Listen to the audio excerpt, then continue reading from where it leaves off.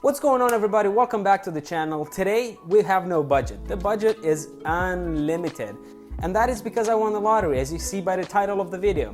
Kidding, guys, absolutely kidding. No, I didn't win the lottery, but the other day I was actually thinking there's so many watches out there, and like, what budget should I have to be able to afford all of the watches that I want? And I was thinking, hey, if I'd win the lottery, what watches would I get?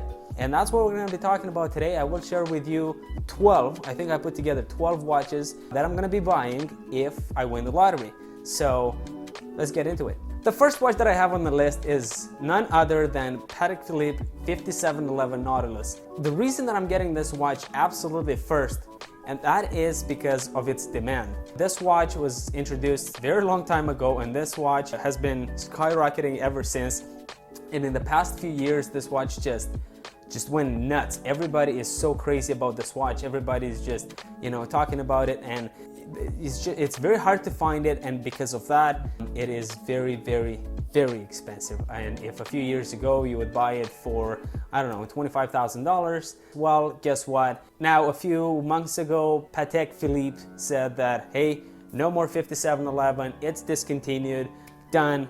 And because of that, if you go on Chrono 24, then you can pretty much sell your house to buy the watch. And sometimes it wouldn't even be enough. You'd have to sell your house and then get a loan, and then maybe you'd be able to get it. That's how expensive it is. So if I win the lottery today, it's today that I am buying the 5711.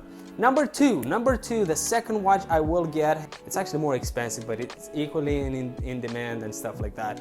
That is the Rolex Daytona, Paul Newman's Daytona. And that watch retails, or sorry, it doesn't retail. It goes now for, it's very hard to give a right value to this watch, but it goes for as low as, I don't know, $400,000 or $500,000. It's insane, and it's one of the watches that was nothing. This watch was no success, no bueno. This watch was just sitting on the shelves collecting dust until Paul Newman actually put it on his wrist, and you guys probably already know the story. And because of that, his watch, or the watch he wore, was sold for like $17 million on an auction, and every watch that is from that era that looks exactly like his, go for $500,000, because why not? It's the watch industry and nobody controls it. So this is the second watch I'm buying because I think it's sleek, I think it's beautiful, I think it's comfortable, and it's, it speaks a lot. It's got a lot of history, and yeah, it's a fantastic watch. And I think everybody that is into watches, they know this watch, and they would put this watch on their list if they would win the lottery.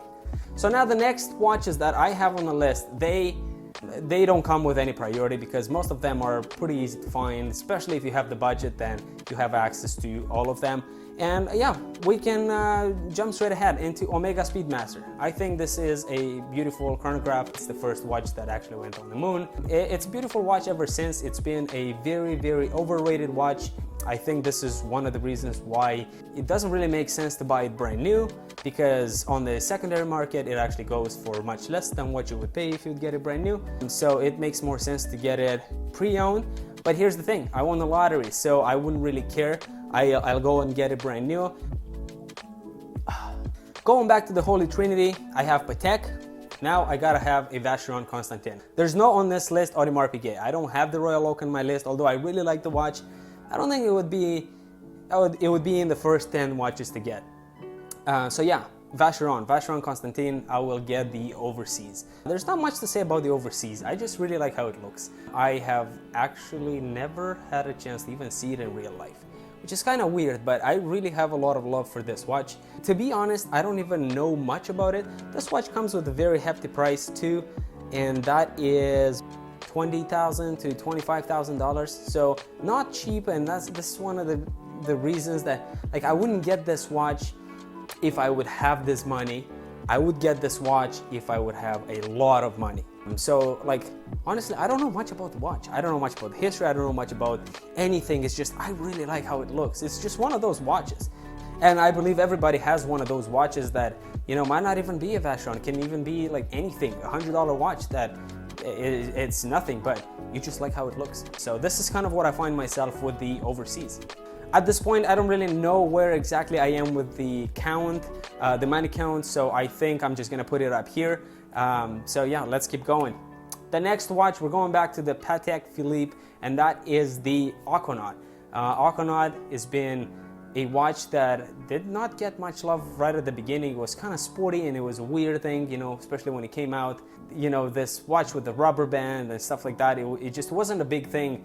And it just seems like right after the, you know, 5711 has picked up and skyrocketed, the Aquanaut also is doing the same thing. I feel like it took a little while for the Aquanaut to skyrocket too, but I feel like when people saw the, you know, the value of the Patek Philippe and, you know, what their watches are doing and all that, they were like, yeah, you know what, maybe we should get the Aquanaut too. You know, one day maybe it'll go up. And sure as hell, it is very, very expensive. You currently can find it for, I don't know, around, there's a lot of different prices, but you'd be lucky to find it for about $50,000. So we'll add up another $50,000 up here. The next watch on the list is one of the watches that for quite a while I am talking a little bit about it, and that is the Panerai. Panerai has been up and down a lot, and you know, they've done some great things and they've done some bad things, and I think they did more bad things, but recently they really disappointed a lot of people, especially with, you know, having their robust and, you know, this tough I conquer everything watch, and, you know, giving it 30 meters of water resistance. I think this was one of the things that like made a lot of people going nuts, and that is simply because if you know how the Panerai looks like, and if you see the little guard around the crown, well, that guard is there to protect the crown, to push the crown in for a purpose, and that is to make the watch extra whatever water resistant. And then, you know, in the new ones that they've released, they've also kept that guard around the crown, which looks nice. It's a very Panerai symbol, but then the watch is 30 meters of water resistant. Regardless, I like the watch and I will get one. I really, really like it. I think it's great. I think it looks beautiful. It sends, you know, a message. It's one of those watches that if you are into anything outdoor, you know, hiking or hunting or fishing or whatever you go, any outdoor stuff, it feels like this is the watch. Rock climbing, whatever that is. So yeah, I would get this watch, and this watch goes for about $6,000 to $7,000. Next up on the list, I do have another Omega, and that is the Seamaster, the new one, limited edition, No Time to Die. This watch, the moment I saw it, I just couldn't take my eyes off of it. It's just too beautiful. The brown, I don't think the browns ever looked any better in any watch than the Omega Seamaster, the No Time to Die. And this watch retails right now for about $9,000. I think Omega has a lot of success with this watch. Just the fact that Omega's been in pretty much all of the James Bond movies, or most of the James Bond movies. The new one, it's kind of sad because the movie's still not out. Is it? Yeah, whatever. I find different sources, but yeah, I haven't seen the movie yet, but I know that the movie was not out yet because COVID and whatever, they canceled it or like they postponed it, but the watch was released and the watch is such a hit. I think I love it, and I love it on the NATO strap the most. Next we have 3 Rolexes, and we start with number 1, that being the Submariner, the Hulk. I've had my eyes on the Hulk, the green color, ever since I first saw it many years ago. I thought it was a hit watch. I thought it was just a cracker of a watch, too beautiful. It's very special. It's something you don't see a lot. You see now Warriors doing, you know, some type of green in their watches, or Longines with the Hydro Conquest. You see some other watches adding green in their collection, but it's not the same as the Rolex Submariner. I feel like they're the first one doing it, and it's just, it belongs there, and it's just too beautiful. Now the problem with it, it's very hard to find it, and if you do, then it's also very expensive. But again, I won the lottery, so I wouldn't care. The watch is about $20,000, so we'll add it. Ching ching. Next up is the Rolex Daytona. Yes, you cannot go to have a full watch collection without adding the Daytona, and I'm talking the Daytona Steel, and in my case I would prefer the Panda version, and that is the one with the white dial and black subdials. The watch is beautiful, the watch is gorgeous, the watch is, you know, has a lot of history. Yeah, it's just one of those watches that needs no introduction. It's one of the watches that is very hot on the market, was and will always be. Funny fact, I do have a friend that I don't know, 10, 15 years ago, something like that, his wife gifted him a Rolex Daytona for anniversary, for his birthday or something like that. It was a very expensive watch for them at the time, but it wasn't anything to what is now. And he said that I cannot accept the gift. It's just, it's insane. It's too much, right? So it was a very bad decision that he took, because the watch goes now for, you know, $30,000. So come on, man. So now we'll add another 30K up here. Did I already say Rolex Daytona, like Paul Newman's Daytona?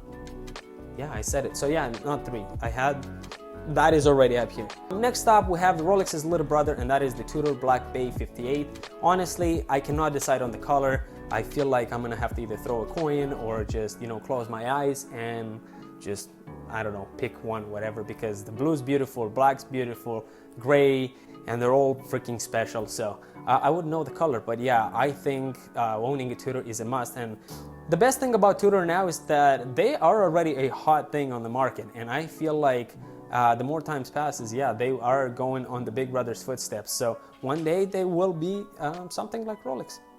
And I think a watch collection cannot be complete without a dress watch. I'm not big for the dress watches, and I don't wear them a lot, but when we're talking dress watches, I think you guys should know already which one we're going to be talking about, and that is the one that gets a lot of mispronunciation, because it has a weird name and it's not easy for the English speakers to pronounce, but it goes something like Jaeger LeCoultre, Jaeger LeCoultre, something like that. A lot of people just call it JLC, so it's very easy, and I'll call it JLC too. And that is the Reverso. I think the Reverso is a must-be in any collection, or at least for anybody that wins the lottery and tries to build a collection. This is a watch that must be there, because I don't think there's a more beautiful dress watch than this. And yeah, I don't think I need to talk much about the JLC, but the pictures speak for itself. So I mean, take a look at it. It's too nice, too beautiful, just too beautiful.